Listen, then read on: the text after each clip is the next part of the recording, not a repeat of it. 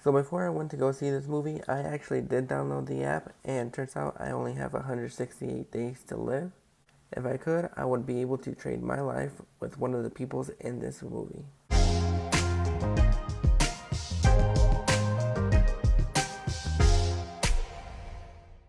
Countdown is the only horror movie released in this month, and it tells the story about this girl who downloads this app after everybody around her downloads it.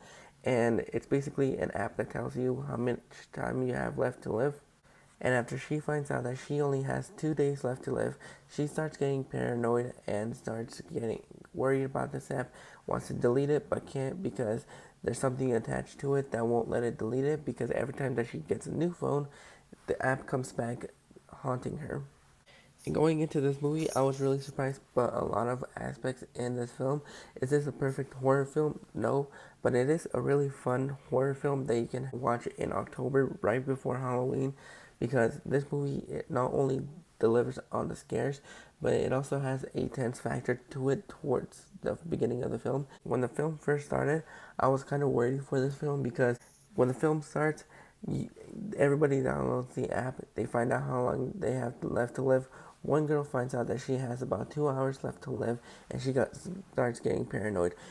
This is where you can either lose your audience or get your audience, because the way that they deliver the first 5 minutes of this film is basically this everybody but this one girl takes this app very seriously, and everybody around her knows that this is a fake app. But what they don't know is that it's actually a real app that actually tells you how long you have left to live, which kind of warrants the worry that she has when she finds out that she has 2 hours left to live. But in this first 5 minutes, she's the only one taking it seriously, and everybody is just telling her, hey, don't get paranoid, it's just an app. It's complete and utter bullshit. In a way, that could have been the way that this film was telling us this whole movie is bullshit. But after that, once we get our first kill in this film, it's actually really, really terrifying. And I like what they did within the first 5 minutes of telling us what the effects are for this film, what happens when you don't go according to Dad's plans, and it kind of, in a way, has a Final Destination escape room kind of feel. And for some people going into this film, they might just see it as a generic horror film, and it kind of is that, but a little bit more. I think Elizabeth Lilil, I believe that's how you pronounce her last name. If I mispronounce it, I'm terribly sorry.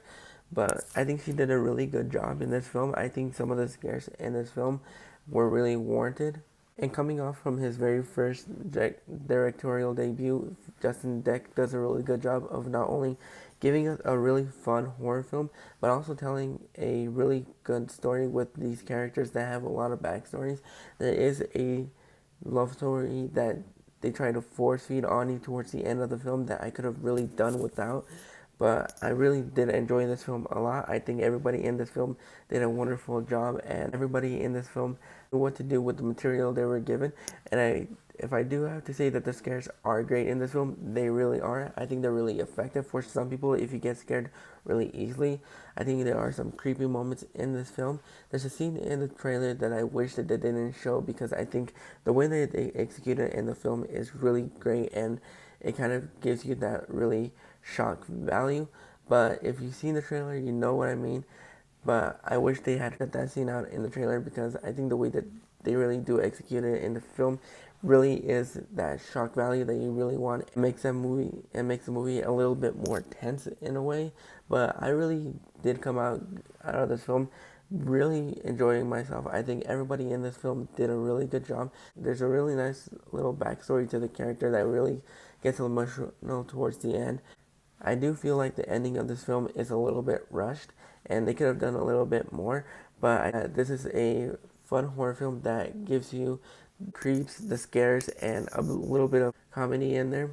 And if you're just looking for a really fun horror film, kind of that will surprise you in the way that the Happy Death Day did a couple of years ago, I think this is going to be a fun film for you, and I hope that you guys get out and enjoy it.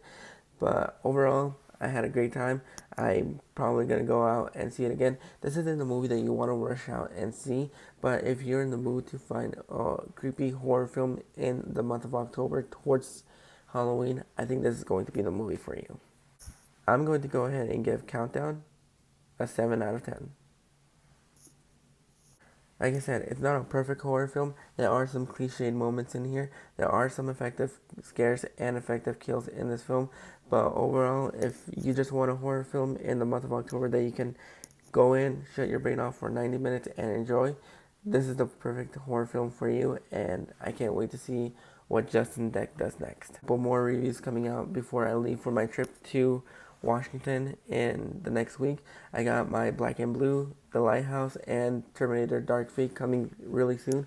I'm also thinking about doing a top 10 best and worst comic book films of from 2010 to 2019. Now that the comic book film year is over, I really want to try to do that, just basically end the era on a high note. So I hope you guys stick around for that. And until next time, this is Josie's Reviews.